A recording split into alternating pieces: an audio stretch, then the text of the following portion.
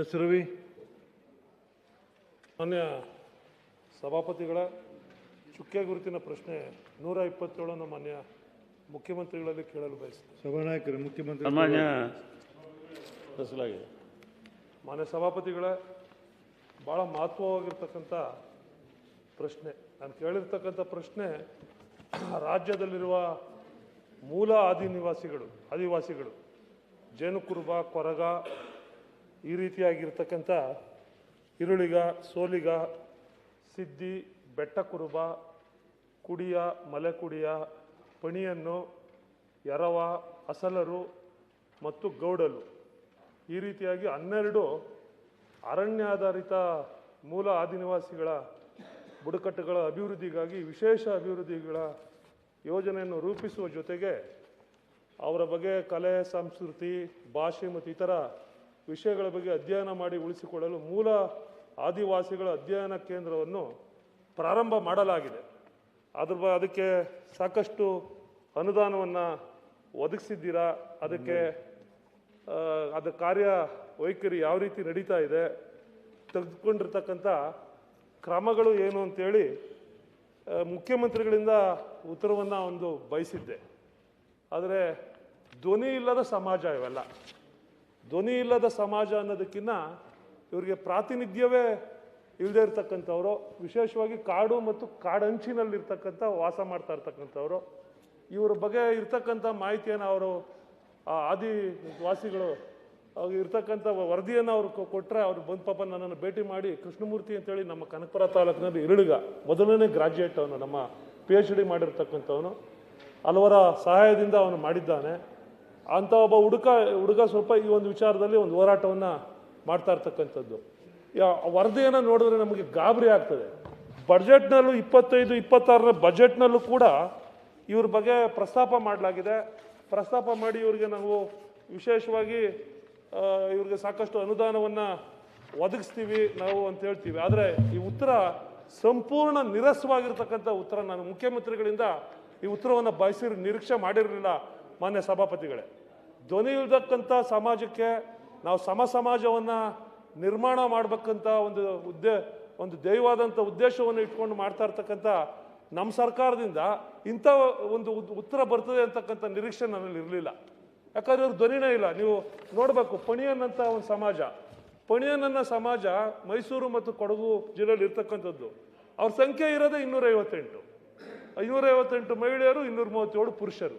ಇಡೀ ಸಮಾಜದ ಒಟ್ಟು ಜನಸಂಖ್ಯೆನೇ ಅಷ್ಟು. ಕುಡಿಯ ಮತ್ತು ಮಲೆಕುಡಿಯ, ಕೊಡಗು, ಉಡುಪಿ, ಚಿಕ್ಕಮಗಳೂರಲ್ಲಿ ಇರ್ತಕ್ಕಂಥದ್ದು 1068, 1101 ಮಹಿಳೆಯರು, 1068, 1101 ಪುರುಷರು. ಆಮೇಲೆ ಇವರು ಎಲ್ಲ ಸಮಾಜಗಳಿಗೂ ಈ ಎಲ್ಲ ಮೂಲ ಆದಿವಾಸಿಗಳು ಅಲ್ಲ, ನಾನು ಹೇಳ್ತಕ್ಕಂಥದ್ದು ತಾವು ಬಹಳ ಹಿರಿಯರಿದ್ದೀರಿ. ಈ ಸಮಾಜದ ಆದಿವಾಸಿಗಳ ಬಗ್ಗೆ ಅದು ಇಂಪಾರ್ಟೆಂಟ್ ಇದೆ. ಅವ್ರಿಗೆ ಭಾಳ ಲೆಕ್ಕ ತೆಗೆದಾರೆ. ಅದು ಏನು ಕರೆಕ್ಟ್ ಹೇಳಿ ಫಸ್ಟ್ ಗೌರ್ಮೆಂಟ್ ನಾನು 2 ನಿಮಿಷ ನೀವು ಮಾತಾಡೋಕೆ ಅವಕಾಶ ಕೊಟ್ಬಿಡಿ ಮಾನ್ಯ ಸಭಾಪತಿಗಳು. ಯಾಕಂತಂದ್ರೆ ಇವ್ರಿಗೆ ಯಾರು ವಾಯ್ಸೇ ಇಲ್ಲ, ಧ್ವನಿನೇ ಇಲ್ಲ. ಧ್ವನಿ ಇಲ್ಲದೆ ಇದ್ದವ್ರಿಗೊಂದು ಅವಕಾಶ ಬರುತ್ತೆ. ನೀವು ದಯಮಾಡಿ ಬೇಗ. ಈ ಗೌಡಲು ಸಮಾಜನೂ ಅಷ್ಟೇ 4282 ಪುರುಷರು, 4335 ಮಹಿಳೆಯರು. ನಾನು ಪ್ರತಿನಿಧಿಸ್ತಕ್ಕಂಥ ಬೆಂಗಳೂರು ಗ್ರಾಮಾಂತರ ಹಾಗೂ ರಾಮನಗರ ಜಿಲ್ಲೆ ಈರುಳಿಗರಿದ್ದಾರೆ.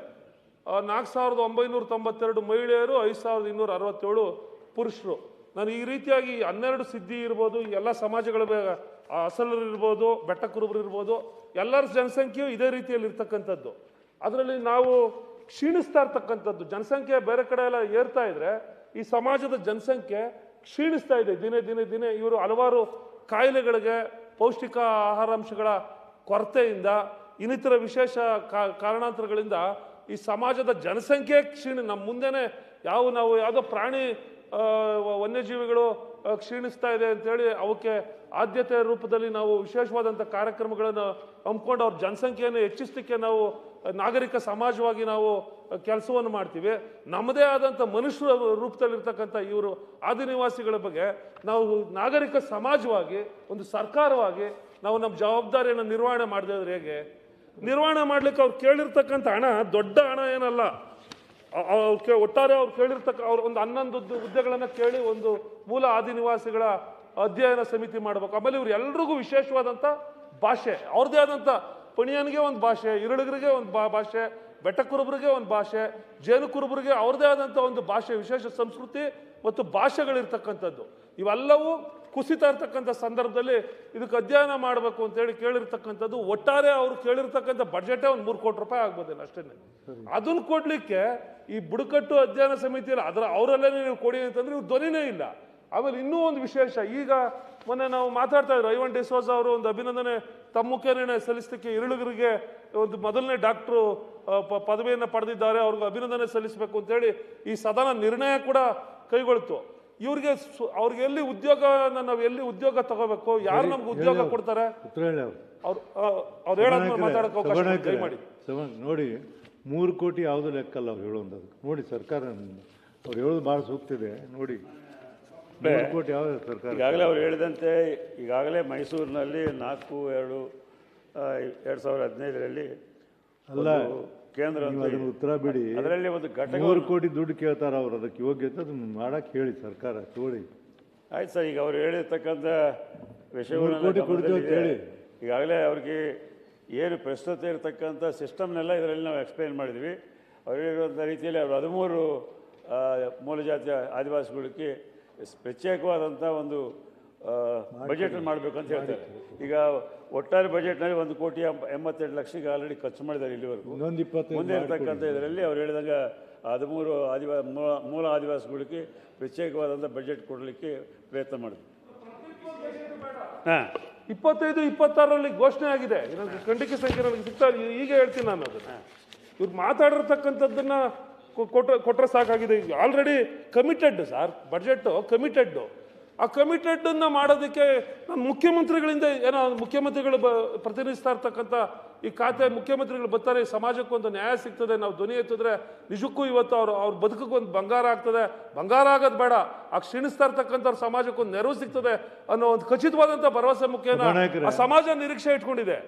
ಸರ್ ಅವ್ರು ಉದ್ಯೋಗ ಮಾಡಿ ಅವರು ಸರ್ ಉದ್ಯೋಗಸ್ಥರಾಗಿ ಗ್ರಾಜುಯೇಟ್ಸ್ ಆಗಿ ಈಗ ತಿಳ್ಕೊತಾರೆ. ಈಗ ಸರ್ ಹೇಳ್ಬಿಡ್ತೀನಿ, ಅವ್ರಿಗೆ ಉದ್ಯೋಗ ಸಿಕ್ತೆ ಮತ್ತೆ ಅವರು ಕುಡಿತದ ದಾಸಕ್ಕೆ ಒಳಗಾಯ್ತವ್ರೆ, ಅದು ನಿರಾಶರಾಗ್ತಾವ್ರೆ. ಈ ಕಡೆ ಅವ್ನು ಉದ್ಯೋಗ ಅವನು BSc ಏನೋ ಗ್ರಾಜುಯೇಟ್ ಆಗ್ಬಿಡ್ತಾನೆ, ತಿರ್ಗಾ ಹೋಗಿ ಅವನ ಪಾರಂಪರಿಕವಾಗಿ ಅವನು ಆ ಕಾಡಲ್ಲಿ ಬದುಕಲಿಕ್ಕೆ ಸಾಧ್ಯ ಇಲ್ಲ. ಈ ಕಡೆ ಅವನಿಗೆ ಉದ್ಯೋಗನೂ ಇಲ್ಲ. ಸರ್ ಅವ್ರು ಡಿಪ್ರೆಷನ್ ಆನ್ಸೈಟಿಗೆ ಹೋಗಿ ಆ ಸಮಾಜಕ್ಕೆ ಕುರ್ತಕ್ಕೆ ಒಳಗಾಗ್ತಕ್ಕಂಥ ಸಮಾಜ. ಅವ್ರು ಎಲ್ಲಿ ಬೇರೆಯವ್ರಿಗೆ ಎಲ್ಲಿ ಪ್ರೇರಣೆ ಕೊಡೋಕ್ಕೆ ಸಾಧ್ಯ? ನೀವು ಇನ್ನುಳಿದವ್ರಿಗೆ ನೀವು ವಿದ್ಯಾಭ್ಯಾಸಕ್ಕೆ ಹೋಗ್ಬಿಟ್ರಪ್ಪ, ಕಾಡಿಗೆ ಗೆಣಸು ಏನೋ ಹಣ್ಣು ಹಂಪಲ ಎಲೆ ಸೊಪ್ಪು ತಿನ್ಕೊಂಡು ಇದ್ಬಿಡೋಣ ಅನ್ನೋ ಅದಕ್ಕೆ ಮತ್ತೆ ಅವರು ಅನಾಗರಿಕತೆ ಎಡೆಗೆ ಹೋಗ್ತಕ್ಕಂಥ ಒಂದು ಪರಿಸರನ ನಾವು ನಾಗರಿಕ ಸಮಾಜವಾಗಿ ಮಾಡ್ತಾ ಇದ್ದೀವಿ. ಅರ್ಥ ಆಗಿದೆ ಹೇಳಿ ಸರ್. ಅಲ್ಲಿ ಅದು ಕಮಿಟೆಡ್ ಐತೆ ಅಂತ ಸದಸ್ಯರು ಬಹಳ ಗಂಭೀರವಾದಂಥ ವಿಷಯಗಳನ್ನ ಕೊಡಿ ಸ್ವಾಮಿ, ಚರ್ಚೆಗೆ ಅವಕಾಶನ ಅವ್ರಿಗೆ ಯಾವುದೇ ತೊಂದರೆ ಆಗಲಾರ್ದಂತೆ ಅವ್ರಿಗೆ ಸರ್ಕಾರ ವತಿಯಿಂದ ಎಲ್ಲ ರೀತಿಯಾದಂಥ ಅವಕಾಶಗಳು ಕೊಡಬೇಕೆಂಬುದೇ ಅವ್ರ ಉದ್ದೇಶ ಇದೆ. ಆ ದಿಶೆಯಲ್ಲಿ ಈಗಾಗಲೇ ಬಜೆಟ್ನಲ್ಲಿ ಘೋಷಣೆ ಆಗಿದೆ ಅಂತ ಹೇಳ್ತಾ ಇದ್ದಾರೆ. ಬಜೆಟ್ನಲ್ಲಿ ಈಗಾಗಲೇ ಘೋಷಣೆ ಆಗಿದೆ ಅಂತ ಹಾಗಾಗಿ ಅಧಿಕಾರಿಗಳು ಇಲ್ಲದ ಸನ್ಮಾನ್ಯ ಮುಖ್ಯಮಂತ್ರಿಗಳಿಗೆ ಈ ಸಂಬಂಧ ಎಲ್ಲ ಅವ್ರ ಗಮನಕ್ಕೆ ತಂದು ಮುಂದಿನ ಬಜೆಟ್ ಘೋಷಣೆ ಆಗಿರೋದ್ರಿಂದ ಅದನ್ನು ಜಾರಿಗೊಳಿಸ್ತಕ್ಕಂಥ ಪ್ರಯತ್ನ ಮಾಡಿ. ನಿರಾಶಾದಾಯಕವಾದಂಥ ಉತ್ತರ. ಧನ್ಯವಾದ ಸನ್ಮಾನ್ಯ ಸಭಾಪತಿಗಳೇ. ಇದು ಸನ್ಮಾನ್ಯ ರವಿ ಅವರು ಎತ್ತಿರುವಂಥ ವಿಷಯ ಭಾಳ ಗಂಭೀರವಾದಂಥ ವಿಷಯ, ಸದನದ ಕೊನೆಗೆ ಬಂದಿದೆ. ಆದರೆ ವಿಶೇಷವಾದಂಥ ಚರ್ಚೆ ಮಾಡಿದರೆ ಇನ್ನೂ ಅನೇಕ ಸಮಸ್ಯೆ ಇದೆ. ಅವರು ತುಂಬ ಚೆನ್ನಾಗಿ ಅದನ್ನು ಉಲ್ಲೇಖ ಮಾಡಿದ್ದಾರೆ. ಒಂದು ವಿಶೇಷ ಚರ್ಚೆಗೆ ಅವಕಾಶ ಕೊಡಬೇಕು. ಅದಲ್ಲದಿದ್ದರೆ ಸರ್ಕಾರ ವಿಶೇಷ ಯೋಜನೆ ಆದರೂ ಒಂದು ಮಾಡಬೇಕನ್ನುವಂಥದ್ದು. ಬಜೆಟಲ್ಲಿ ಹಣ ಇದ್ದರೂ ಕೂಡ ಉಪಯೋಗಿಸ್ಲಿಕ್ಕೆ ಅವಕಾಶ ಇಲ್ಲ, ಅನೇಕ ಕಾರಣಗಳಿಗೆ, ಅರಣ್ಯದ ಕಾನೂನು ಇರ್ಬೋದು ಇತ್ಯಾದಿ ಕಾರಣಕ್ಕಾಗಿ ಅವರಿಗೆ ತುಂಬಾ ಕಷ್ಟದಲ್ಲಿ ಇವತ್ತು ಜೀವನ ಮಾಡುವಂಥ ಸ್ಥಿತಿ ಇದೆ. ಮನುಷ್ಯರೇ ಅಲ್ಲ ಅನ್ನೋ ರೀತಿಯಲ್ಲಿ ಬದುಕ್ತಾ ಇದ್ದಾರೆ. ನಾನು ಅನೇಕ ಸಲ ಉಲ್ಲೇಖ ಮಾಡಿದ್ದೆ ಸದನದಲ್ಲಿ. ಹೀಗಾಗಿ ಅರ್ಧ ಗಂಟೆ ಈಗ ಚರ್ಚೆಗೆ ಅವಕಾಶ ಕೊಟ್ಟರೆ ಒಳ್ಳೆಯದು ಸನ್ಮಾನ್ಯ ಸಭಾ. ಈಗ ಸಭಾನಾಯಕರೇ ಭಾಳ ಜೆನ್ಯೂನ್ ಕರೆಕ್ಟ್ ಹೇಳಿಬಿಡಿ ಅವರು ಪರವಾಗಿ ಗಂಭೀರವಾದಂಥ ವಿಷಯಗಳನ್ನ ಹೇಳಿದ್ರು. ಈಗ ಸಿಂಪಲ್ ಅಲ್ಲ, ಅವರು ಕಮಿಟೆಡ್ ಇದೆ ಬಜೆಟ್ ಐತಿ, ಅದನ್ನ ರಿಲೀಸ್ ಮಾಡಂತಾರೆ ಮಾಡಿ. ಈಗಾಗಲೇ ಮುಖ್ಯಮಂತ್ರಿಗಳು ಗಮನ ತಂದು ಅವ್ರು ಹೇಳಿದ ರೀತಿಯಲ್ಲಿ ಆ ಮೂಲ ಆದಿವಾಸಿಗಳಿಗೆ ಯಾವುದೇ ತೊಂದರೆ ಆಗಲಾದಂತೆ ತಗೊಳ್ಳಿ ಸರ್. ಅಷ್ಟೇ ಸರ್, ಡೀಟೇಲ್ಸ್ ಎಲ್ಲ ಯಾರ್ಯಾರಿಗೆ ಏನು ಕೊಟ್ಟಿದ್ರೆ ಅಂತ ಹೇಳಿ ಡೀಟೇಲ್ಸ್ ಎಲ್ಲ ಬೇಕಾಗಿರೋದು ಅವಶ್ಯಕತೆ ಅಲ್ಲೇ ಐತೆ ನೋಡಿ. ಅವ್ರ ಬೇಡಿಕೆನೂ ಏನದೈತೆ ಅದೇ ಅದೇ ತಗೊಳ್ಳಿ. ಮಂಜೂರಾಗಿರ್ತಕ್ಕಂಥ ಈಗ ಯಾವ ಅಧ್ಯಯನ ಕೇಂದ್ರ ಕೊಟ್ಟಿರ್ತಕ್ಕಂಥ ಸಭಾನಾಯಕರೇ ಅದೇ ಡೀಟೇಲ್ಸ್ ಎಲ್ಲ ತಮ್ಮ ಸಭಾನಾಯಕರೇ. ಕೊಟ್ಟಿದ್ದೀವಿ ನಾವು. ಸಭಾನಾಯಕರೇ, ಈಗ ಅಧ್ಯಯನ ಕೇಂದ್ರಕ್ಕೆ ಒಂದು 200 ಕೆಲಸ ಮಾಡಿ, ಮಧ್ಯಾಹ್ನದಾಗ ನಿಮ್ಮ ಮುಖ್ಯಮಂತ್ರಿಗಳು ಮಾತಾಡ್ಬಂದು ಸದನ ಮುಗಿ ಹೊಡೆದು ಅನೌನ್ಸ್ ಮಾಡಿ. ಅವ್ರ ಜೊತೆಲಿ ಮಾತಾಡಿ ಮಾತಾಡಂಗಿಲ್ಲ ಮಾಡಿ, ಅವ್ರು ಏನು ಸಣ್ಣ ಮಾಡಿಸ್ಕೊಡ್ತೀವಿ ಸರ್. ಗುತ್ತೇದಾರ್